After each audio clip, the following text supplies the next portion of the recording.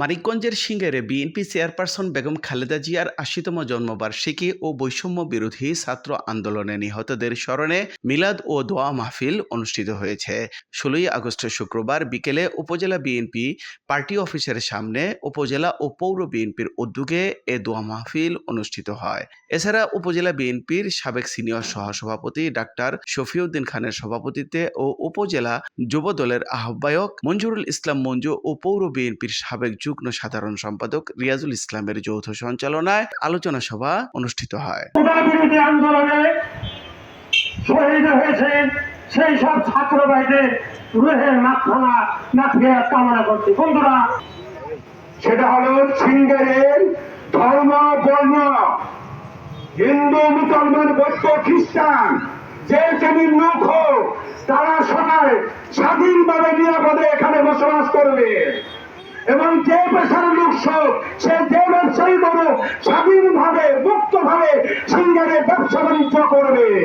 কেউ যেন কোনো প্রতিবন্ধকতা সৃষ্টি করতে না পারে, তার জন্য সমগ্র বিএনপিকে এবং অঙ্গ সংগঠনকে সোচ্চার থাকতে বলেছেন। 3টা সিটে কি রীতা বাকের কমিশন দিলে শুধু একা? সে কি যে এখন তো এমপি হয় নাই কোনোদিন, শান্ত বাড়িতে এমপি হয়েছে, সাবেক এমপি মানুষদের উনি একা। ধরে নেন রীতা বাকের সেট দিল, মানিকগঞ্জের 2টা সিট কারে দেবে? ওখানে কি আর কেউ আছে এই নেওয়ার জন্য? আসলে মূলত এই সমস্ত এই সিট নিয়ে এই কারাকারি করা কিছুই না। উনিও জানে যে সিট কখনোই ওনাকে দেবে না। সরকারের আরেকটি কথা বলে শেষ করবো। শান্ত ভাই আমাদের নেতা, ইঞ্জিনিয়ার মনিরুল ইসলাম খান শান্ত ভাই, শাহাদ খান নয়নের সুযোগ্য সন্তান, অত্যন্ত ভদ্রলোক। তার কথা আমার দিক নির্দেশনা হলো আমাদের প্রতি যে তোমরা সবাই সুন্দর থাকো, সংগঠনকে শৃঙ্খল করে রাখো এবং পুরো অবস্থাতেই কোন জনগণের যানবাহনের মধ্যে ক্ষতি করবে না। আশা করি আগামীতে আপনারা সোচ্চার থাকবেন। যেই দিন যেই প্রোগ্রাম হয় আপনারা কোনো কিছুর দিকে তাকায় থাকবেন না। এ সময় বক্তব্য রাখেন উপজেলা বিএনপির সাবেক সহসভাপতি আব্দুল মান্নান, হাবিবুল আলম মোহাম্মদ আলী, ইউপি চেয়ারম্যান জাহিনুর রহমান সৌরভ, সাবেক যুগ্ম সাধারণ সম্পাদক মোহাম্মদ বাহাউদ্দিন, সাবেক সাংগঠনিক সম্পাদক আমজাদ হোসেন, সাবেক প্রচার সম্পাদক ফকির মহিদুর রহমান, বিএনপি নেতা সানোয়ার হোসেন, জেলা যুবদলের যুগ্ম সাধারণ সম্পাদক ইয়াকুব হোসেন রাজা, উপজেলা কৃষক দলের আহ্বায়ক নজরুল ইসলাম, পৌর বিএনপির সাবেক সহসভাপতি মোহাম্মদ আলাউদ্দিন, সাবেক কাউন্সিলর আব্দুল গফুর, সাবেক প্রচার সম্পাদক নূরে আলম বাবুল, সদস্য সচিব ইসমাইল হোসেন, পৌর ছাত্র দলের আহ্বায়ক আনোয়ার হোসেন, সাবেক ভিপি রফিকুল ইসলাম প্রমুখ।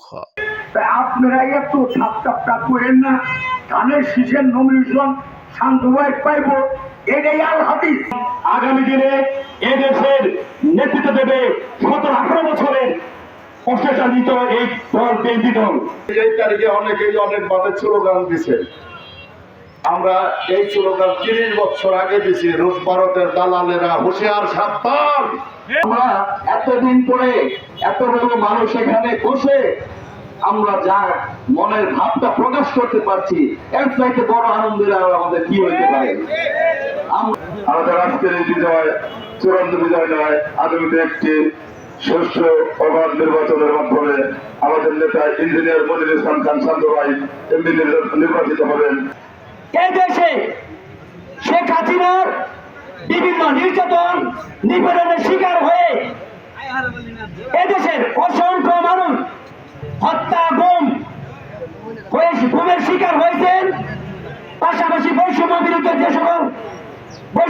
আন্দোলনে যে সকল মানুষ মৃত্যুবরণ এবং শাহাদাত বরণ করেছেন এবং গুম হয়েছে, তাদের আত্মার মাগফিরাত কামনা করছি। পাশাপাশি আজও পর্যন্ত যে সকল ভাইরা গুম হয়ে আছেন নিরুদ্দেশ হয়ে, যাদের কোনো তালিকা পর্যন্ত নেই, যাদের পরিবার পর্যন্ত জানে না আমাদের ফ্যামিলির লোক কোথায় আছে, কিভাবে আছে, অবিলম্বে তাদের মুক্তির দাবি করছি। এদিন উপজেলা, পৌর ও উপজেলার সকল ইউনিয়ন থেকে আগত বিএনপি, যুবদল, ছাত্রদল, স্বেচ্ছাসেবক দল, শ্রমিক দল, কৃষক দল সহ দলের অঙ্গ ও সহযোগী সংগঠনের অসংখ্য নেতা কর্মীরা উপস্থিত ছিলেন। আলোচনা সভা শেষে বিএনপি চেয়ারপারসন বেগম খালেদা জিয়ার রোগ মুক্তি কামনায় এবং বৈষম্য বিরোধী ছাত্র আন্দোলনে সকল আহতদের সুস্বাস্থ্য কামনায় ও নিহতদের স্মরণে তাদের রুহের আত্মার মাগফিরাত কামনায় বিশেষ দোয়া করা হয়। দোয়া পরিচালনা করেন গোবিন্দল মুসলিমনগর রাশিদিয়া মাদ্রাসা মাদ্রাসার শিক্ষক মাওলানা ফরহাদ হোসেন।